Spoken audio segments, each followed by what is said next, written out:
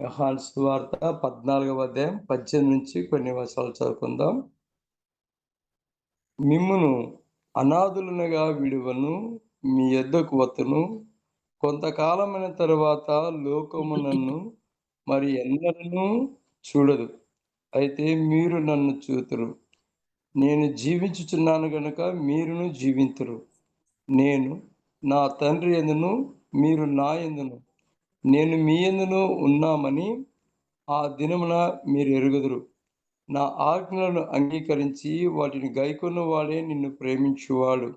నన్ను ప్రేమించువాడు నా తండ్రి వలన ప్రేమింపబడును. నేను వారిని ప్రేమించి వారికి నన్ను కనపరుచుకొందునని చెప్పెను.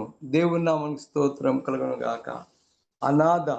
అనాథలు చాలామంది ఆశ్రమాలు పెట్టుకొని ఆశ్రయం ద్వారా వారు కూడా ఆశ్రయం పొందుతూ ఉంటున్నారు. అనాథలకు ఆశ్రయం కల్పిస్తామని చెప్పి అనాథలను విసర్జిస్తారు. వారు మాత్రము కోట్లు సంపాదించుకొని జల్సాలు చేస్తూ ఉంటున్నారు. అయితే ఈ ఉదయకాల సమయంలో దేవుని వాక్యం అంటుంది, మిమ్ములను అనాథలునుగా వదలను. ఆయన మిమ్మును అనాథలునుగా విడువను, మీ యొద్దకు వత్తును. కొంతకాలమైన తర్వాత లోకము నన్ను మరి ఎన్నడూను చూడదు. చాలామంది మనకు తల్లిదండ్రులు చనిపోయిన తర్వాత నేనేమన్నా తల్లిదండ్రులున్నానా అనాథని అంటారు. మరి దేవుని పిల్లలకు ఒక నిరీక్షణ ఉంటుంది. మనం భూమి మీద అనాథలం కాము. ఎందుకు అనంటే మనం ప్రభువైన యేసుక్రీస్తునందు విశ్వాసం ఉంచి మనకొక నిరీక్షణ, మనం చనిపోతే దేవుని రాజ్యంలో ఆయన దగ్గర ఆయన పాద సన్నిధానంలో ఉంటున్నామనే విశ్వాసం మనకుంటుంది కాబట్టే మనము అనాథలము కాము. అయితే ఈ ఉదయకాల సమయంలో ఈ అనాథలు అనుకుంటూ సాగిపోతున్న వారికి నిరీక్షణ లేదు, వారికి విశ్వాసం లేదు. కనుక వారు అనాథలుగానే విడువబడతారు. అయితే ప్రభువు అంటాడు ఈ ఉదయకాలం, మిమ్ములను నేను అనాథులుగా విడువను. ఈ భూమి మీద సువార్త సేవలో కానీ, కుటుంబ జీవితంలో కానీ, సాంఘిక జీవితంలో కానీ అనేక సమస్యల చేత సతమతం అవుతున్నప్పుడు మాకెవ్వరు లేరు దిక్కు, మమ్మల్ని విడిపించేవారు లేరు అనుకుంటూ సాగిపోతున్న మనకు దేవుడు అంటున్నాడు ఈ ఉదయకాలం, మిమ్ములను అనాథులనుగా విడువను. ఈ ఉదయకాలం నేను మరి అన్నగారి ద్వారా శుభవర్తమానం విన్నాం. క్లిష్ట పరిస్థితులు అని చెప్పుకుంటూ అన్నగారు ప్రార్థన చేయండి అన్నాడు. మంచి శుభవర్తమానం. కారణం ఏంటంటే ఏ ధనఘనతలు లేని వారికి, ఏ పలుకుబడి లేని వారిని దేవుడు ఎప్పుడు కూడా అనాథులనుగా వదలడు. ఎందుకు అనంటే వారి పక్షంగా న్యాయం చేసే దేవుడు, వారి పక్షంగా వారికి తోడుగా ఉండే దేవుడు, అనాథుల పట్ల దేవుడు కృప చూపించేవాడు. ఏ అర్హత లేకపోయినా, ఏ జనబలం లేకపోయినా, ఏ ధనము లేకపోయినా దేవుడు మాత్రం అన్ని తానై మనలను చెయ్యి పట్టుకొని నడిపించే దేవుడు. కనుక ఈ అలహా కమిటీ వారు ఈ యొక్క మన ఎంబీ సంస్థల ఆస్తులన్నీ కూడా అనాథలుగా మారిపోయాయి.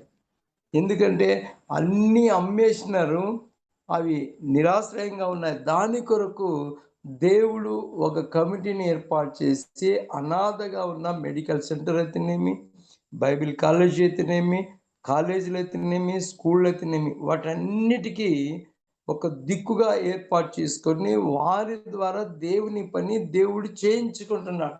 కాబట్టి ఈ ఎంబీ సంస్థ అనాథ కాదు. కాబట్టి మిమ్మల్ని అనాథలుగా విడువను.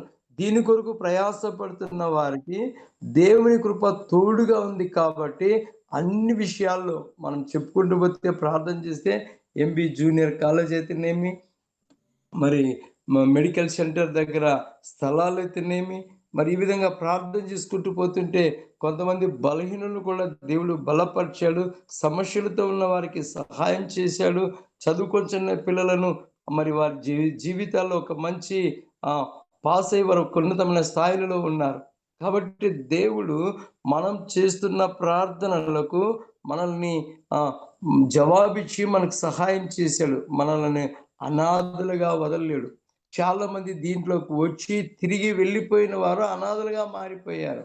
వారు అటు కాలేదు, ఇటు కాకోకుండా అయిపోయారు. కానీ దేవుని కృపను బట్టి ఈ యొక్క జూమ్ మీటింగ్‌లో పాల్గొంటున్న మనమందరం కూడా ఎవ్వరు లేరు, అనాథలుగా ఉన్నాం అనుకుంటూ వెళుతున్న వారికి దేవుడే దిక్కుగా ఉంటున్నాడు. కారణం ఏంటంటే దేవుడు ఇక్కడ చెప్తున్న మాట ఏమంటే, కొంతకాలమైన తర్వాత లోకము నన్ను మరి ఎన్నడనూ చూడదు. కొంతకాలమైన తర్వాత సువార్త బంధకాలకు, సువార్త మూయబడే దినాలు వస్తున్నాయి. అయితే మూయబడే దినాలు రాకముందే మనల్ని దేవుడు చెయ్యి పట్టుకొని నడిపిస్తున్నాడు. ఆ తరువాత వాక్యం విందామని తూర్పు నుంచి పడమటకు, పడమట నుంచి ఉత్తరంకు, ఉత్తరం నుంచి దక్షిణానికి తిరిగితే కూడా దేవుని వాక్యం దొరకని కాలం వస్తుంది. అందుకే ఆయన చూడరు అని ఆయన చెప్పాడు అక్కడ. కాబట్టి వాక్యము దొరుకుతున్నప్పుడే, దేవుడు మనతో ఉన్నప్పుడే ఆయన్ని వెంబడించి, ఆయన విశ్వాసం ఉంచి, నమ్మకం ఉంచి, భయముతో, భక్తితో సాగిపోతుంటే మనం ఆయనతో ఉంటాం. కాబట్టి ఆయన చూడు, కానీ మీరు నన్ను చూతురు. ఎవరంట? ఎవరైతే ఈ విధంగా ప్రార్థన చేసుకుంటూ దేవుని వాక్యం చేత భద్రపరచు ఆయనందు భయము భక్తి కలిగి జీవిస్తామో వారు ఆయనను చూస్తారు. విశ్వాసము కలిగిన వారు ఆయనను చూస్తారు. ఆయనను పొడిచిన వారిని కూడా ఆయనను చూస్తారు అని వాక్యం సెలవిస్తున్నది. కనుక ఈ ప్రాతకాల సమయంలో నేను జీవించుచున్నాను కనుక మీరును జీవింతురు. గతంలోనే మనం గుడ్ ఫ్రైడే పండుగ చేసుకున్నాం. ఆయన చనిపోయి సమాధి చేయబడి తిరిగి 3వ దినమున లేచిన దేవుడు. అందరికి 2 బర్త్‌డేలు ఉంటే యేసుక్రీస్తుకు 3 బర్త్‌డేలు ఉన్నాయి కదా. కాబట్టి ఆయనకు మరణం అనేది లేనే లేదు. ఆయన మరణించిన దేవుడు కాదు, ఆయన సజీవులైన దేవుడు, మరణాన్ని జయించిన దేవుడు. కాబట్టి ఆయన అంటున్నాడు, మిమ్ములను అనాథులనుగా వదలను. ఆయన మనతో ఉండేవాడు, మనతో వచ్చే దేవుడు, మనకు సహాయం చేసే దేవుడు. తల్లి తన బిడ్డలనైనా మరుచును గాని నేను మిమ్ములను మరువని దేవుడు, ఎడబాయని దేవుడు. మనం ఈ లోకంలోనికి ఒంటరిగానే వచ్చాం, ఒంటరిగానే పెరుగుతున్నాం, ఒంటరిగానే తిరిగి వెళ్ళిపోతాం. ఈ లోకంలో ఏమి సంపాదించుకున్నా, ఎంతమంది ఉన్నా అందరూని విడిచి వెళ్తారు. కానీ దేవుడు మాత్రం మనల్ని ఎన్నడూ కూడా విడిచే దేవుడు కాదు. కనుకనే అంటారు, మీరు నన్ను చూతురు. కాబట్టి ఈ ప్రాతకాలం మనం అనాథలము కామని మనం జ్ఞాపకం చేసుకుందాం. నేను నా తండ్రి యందును, మీరు నా యందును, నేను మీ యందును ఉన్నామని ఆ దినమున మీరు ఎరుగుదురు. ఏ దినము అనంటే ఆ దినము, ప్రభు వచ్చే దినము. ఆయన మనతో, మనం ఆయనతో, మరి ఆయనందు మనం ఉన్నామని ఎరుగి విశ్వాసమును, ఆత్మీయ జీవితాన్ని మరి భయముతో, భక్తితో కొనసాగిస్తూ ఉంటే మనం అనాథలంగా విడవబడం. మనం ఒకరోజు దేవుని రాజ్యంలో ఆయన సన్నిధానంలో చేరి పరిశుద్ధుడని ప్రతిగానములు చేసే ఆ దినాన్ని దేవుడు ఈ అనాథులమైన మనకు అనుగ్రహిస్తాడు. కాబట్టి నా ఆజ్ఞలను అంగీకరించి, ఆయన ఆజ్ఞలు 2 కదా, 10లోన 2 ఇచ్చాడు. ఒకటి, నీ దేవుడైన యెహోవాను తప్ప మరి ఇంకెవరిని సేవించొద్దు. నీ తల్లిని, నీ తండ్రిని సన్మానించుము. భూమి మీద నీవు దీర్ఘాయుష్మంతుడవగదు. ఈ 2 ఆజ్ఞలను పాటిస్తే కూడా దేవుని రాజ్యంలో మనం ఉంటాం. ఈ ఆజ్ఞలను అంగీకరించి వాటిని గైకొని వాడు నన్ను ప్రేమించువాడు. ఈ 2 ఆజ్ఞలు, నేను తప్ప వేరొక దేవుడు ఉండకూడదంటే వేరొక దేవుడు ఖచ్చితంగా ఉంటాడు. నేటి పెళ్ళిళ్ళ సీజన్లో చాలామంది ఏం చేస్తారంటే ప్రార్థన పూర్వకంగా లేదంటే విశ్వాసంతో పెళ్ళిళ్ళు చేయటం లేదు కదా. కారణం ఏంటి? లోకానుసారంగా చాలామంది క్రైస్తవ సేవకులు కూడా ఏం చెప్తున్నారంటే బోధకులు పెళ్ళిళ్ళుగా తాళిబొట్టు కట్టేటప్పుడు మన భారతదేశము చట్ట ప్రకారం ఈ తాళిని కడతామంట. హిందూ దేశ ప్రకారం అంటారు. కారణం ఏంటి? ఇంకా మనం ఇంకా మనం హిందువులుగానే ఉంటున్నామా? దేవుని యందు విశ్వాసం ఉంచి దేవుని వాక్య ప్రకారం నడుచుకోవటము లేదు. అంతా హిందూ ఆచారాలే చేస్తున్నారు కానీ పరిశుద్ధమైన పెళ్ళిని పైనమో పెట్టింటారు. ఇది పరిశుద్ధ వివాహం. వివాహము అన్ని విషయాల్లో ఘనమైనది అంటారు కానీ అక్కడ ఘనమైన పెళ్లిని ఘనహీనంగా చేస్తూ ఉంటారు. కాబట్టి దేవుని వాక్యం సెలవిస్తుంది, నా ఆజ్ఞలను అంగీకరించి వాటిని గైకొని వాడు నన్ను ప్రేమించువాడు. ఆయన ఆజ్ఞ, నేను తప్ప వేరొక దేవుడు అంటే వేరొక ఆ మధ్యలో ఒక ఆయన 30 సంవత్సరాల సేవకుడు గొప్ప సేవ చేస్తున్నాడు.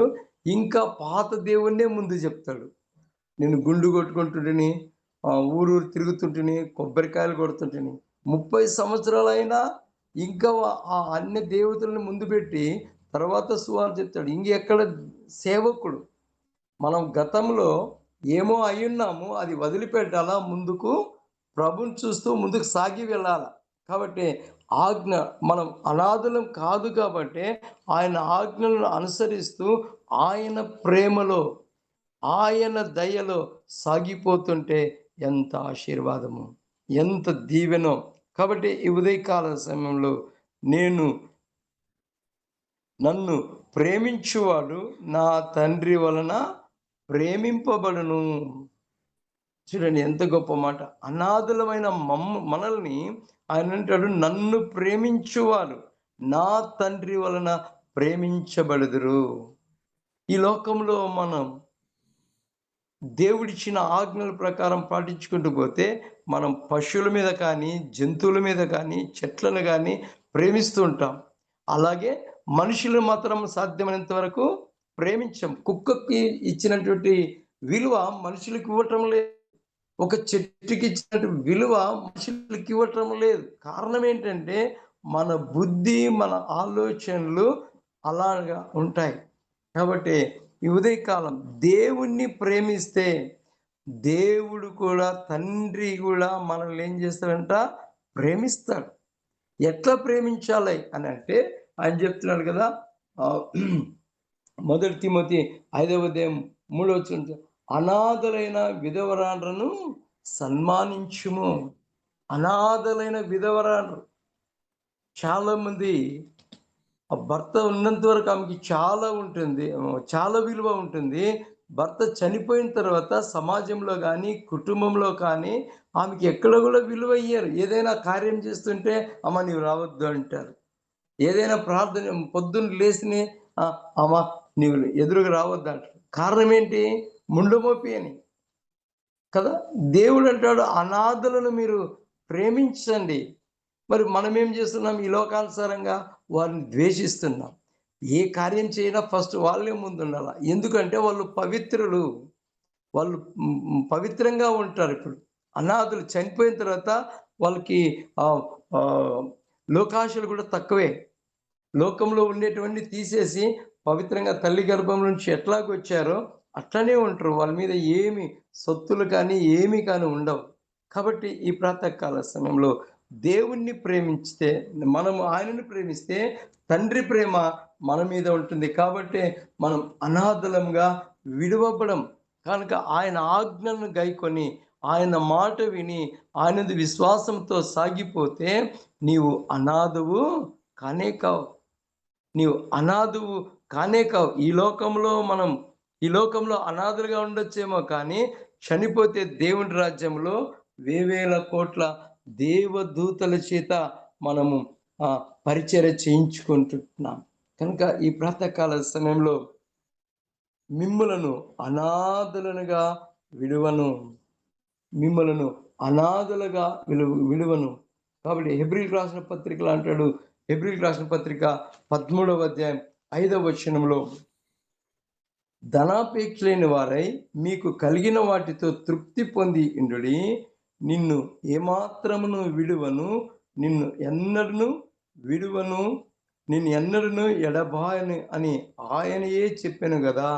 కాబట్టి ప్రభువు నాకు సహాయకుడు, నేను భయపడును, నరమాత్రుడు నాకేమి చేయను అని మంచి ధైర్యంతో చెప్పువారమై ఉన్నాము. మనం అనాథలం కాము. కాబట్టి ప్రభు అంటాడు, ధనాపేక్ష లేని వారమై. చాలా మంది ధనం కోసం ఆ మధ్యలో మనం యూట్యూబ్లో పేపర్లో చూసాం, ఒక సేవకుడు కొన్ని కోట్ల రూపాయలు ఇంట్లో పెట్టుకున్నాడు. కొన్ని కోట్ల రూపాయలు ఎక్కడి నుంచి వచ్చాయి ఒక సేవకునికి అంటే ధనాపేక్ష. ఒక 10-15 సంవత్సరాల క్రితం అందరికీ కూడా ఒక ఆశ వచ్చేసింది, హిమ్మని. ధనాపేక్ష పెట్టి 10,000కి 50,000 సంపాదించుకుందామని పెట్టుకున్నారు. ఉన్నది పోయింది, ఉంచుకున్నది కూడా. ధనాపేక్ష లేని వారమై కలిగిన వాటితో తృప్తిగా ఉందాం. దేవుడు మనకిచ్చిన దాంట్లోనే తృప్తి. తృప్తి అంటే ఎట్లా? మంచి బిర్యానీ కొట్లాడుకుంటూ తింటే తృప్తి ఉండదు. మనం పెళ్ళిళ్ళకో లేకుంటే ఏదైనా కార్యక్రమాలకు వెళ్తే భోజనం కూడా చూస్తారు, మన బుద్ధి అంతా తృప్తి ఉండదు. కానీ ప్రభు అంటున్నాడు, ధనాపేక్ష లేని వారై మీకు కలిగిన వాటితో తృప్తి పొంది ఉండండి. అనాథాశ్రమానికి వెళితే అక్కడున్న అనాథులు ఆ గంట కొడుతూనే భోజనానికి వస్తారు. భోజనానికి వచ్చినప్పుడు వారు ప్లేట్ పట్టుకొని దాన్ని చూసి తృప్తికరంగా తింటారు. టమాటా తొక్కు కూడా బయటికి పడేరు వాళ్ళు.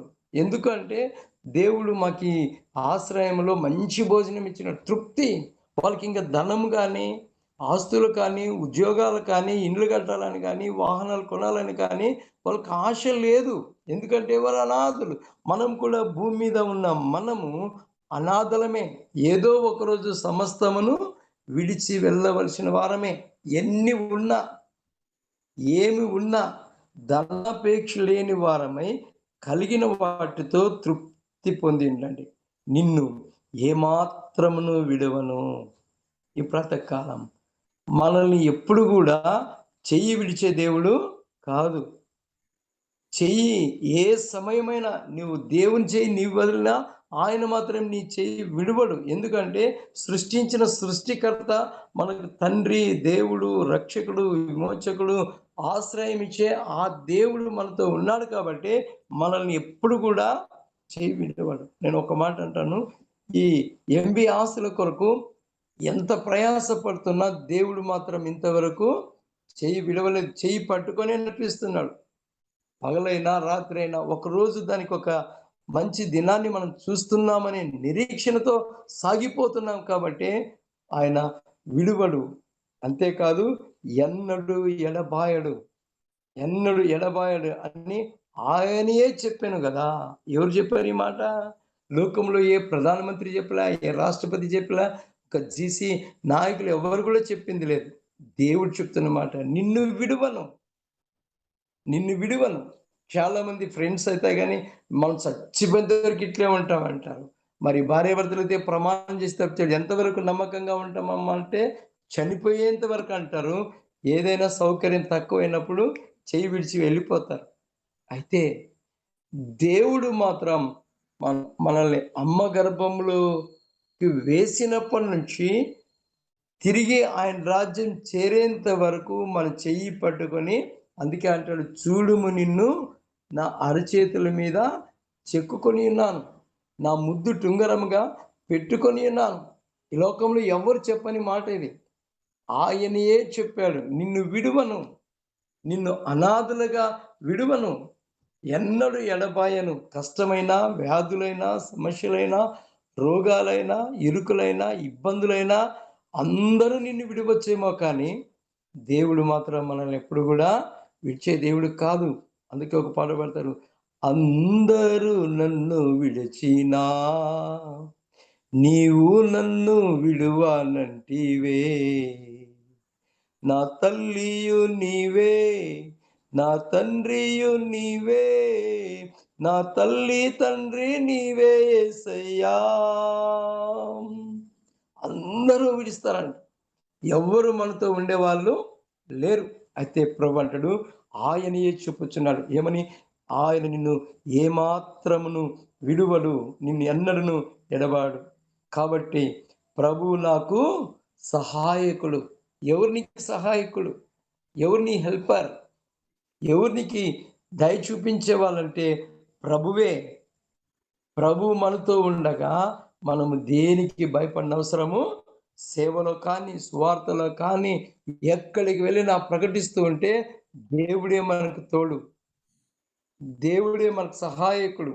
ఎవరు సహాయము దొరుకుతుంది, ఎవరు వచ్చి మనల్ని విడిపిస్తారు, ఎవరు వచ్చి ఏదో చేస్తారనేది ఒట్టి మాట. కాబట్టి మిమ్ములను అనాథలుగా వదలను. ఏ స్థితిలోనైనా సరే, ఏ పరిస్థితిలోనైనా సరే నేను నీకు తోడుగా ఉంటానని చెప్పిన దేవుడు. కాబట్టి ప్రభువు నాకు సహాయకుడు, నేను భయపడను. భయపడను. దేనికి కూడా భయపడన అవసరం లేదు. భయంతో ఉన్నామా, దిగులుతో ఉన్నామా, చింతతో ఉన్నామా, నిరాశతో ఉన్నామా, నిస్పృహతో ఉన్నామా, ఏంటి నా పరిస్థితి, నా జీవితం ఏమవుతుంది? ఒకవేళ వ్యాధుల చేత బాధపడుతూ ఉండొచ్చు, ఆర్థిక సమస్యలతో కొట్టుమిట్టాడుతూ ఉండొచ్చు, ఇరుగు పొరుగు వారితో సమస్యలు ఉండొచ్చు. కానీ ప్రభు అంటాడు ఈ ప్రాతకాలం, మిమ్మలను అనాథలుగా విలువను, భయపడద్దు, భయపడద్దు, నేను భయపడకు, నరమాత్రుడు నాకేమి చేయదు అని మంచి ధైర్యంతో చెప్పగలవారమై ఉన్నాము. మంచి ధైర్యం, ధైర్యం వేరు, మంచి ధైర్యం వేరు. పౌలను ఎప్పుడు కూడా ఆయన ముఖంలో నేను ఎప్పుడు కూడా ఇంతవరకు చూస్తున్నప్పటికీ నిరాశ అనేది లేదు. ఆయన ఎప్పుడు కూడా మంచి ధైర్యంతో పోరాటం, మిలిటరీ మ్యాన్ మాదిరి వెళ్ళిపోతా ఉంటాడు దేనికైనా. ఎందుకు అని అంటే నరమాత్రుడు ఏం చేయగలడు? దేవుడు ఆయనకు తోడుగా ఉన్నాడు కాబట్టి దాన్ని పట్టు వదలక కొనసాగిస్తూ ఉన్నాడు. కాబట్టి ఈ ప్రాతకాలం జూమ్లో ఉన్న మనమందరం కూడా అనాథలము కాము. మనల్ని ఎప్పుడు కూడా ఆయన చెయ్యి విడిచే దేవుడు కాదు. మనము ఆయనతో, ఆయన మనతో, మనము అందరం కలిసి ఆయనతో ఉన్నాం. కాబట్టి ఆయన అంటున్నాడు ఈ ఉదయకాలం, ప్రభు నాకు సహాయకుడు, నేను భయపడను, నరమాత్రుడు నిన్నేమీ చేయలేడు. కాబట్టి ఈ ఉదయకాల సమయంలో మన జీవితంలో మనం అనాథలం కాము, ఏమి లేని వారం కాము. కానీ ఉన్న దాంట్లోనే తృప్తికరంగా, ఈ లోకంలో మనం అనాథలమే, ఈ లోకంలో ఉన్నన్నాళ్ళు ఉన్న దాంట్లోనే తృప్తికరంగా జీవించి విశ్వాసాన్ని కాపాడుకుంటూ దేవునిందు భయభక్తులు కలిగి, ప్రభా నీ ఉంటే నాకు చాలయ్యా అనుకుంటూ సాగిపోతుంటే దేన్నైనాను ఆయన చేయగలడు. సాధ్యం కాని దాన్ని సాధ్యపరిచి ప్రభు మనకు సహాయం చేసి ఎన్నడూ కూడా చెయ్యి విడువకోకుండా ముందుకు సాగిపోవడానికి పరిశుద్ధాత్మ దేవుడు సహాయం చేయనుగాక. ఈ కొద్ది మాటలను మన వినికిడిలో ఆశీర్వదించునుగాక. Thank you.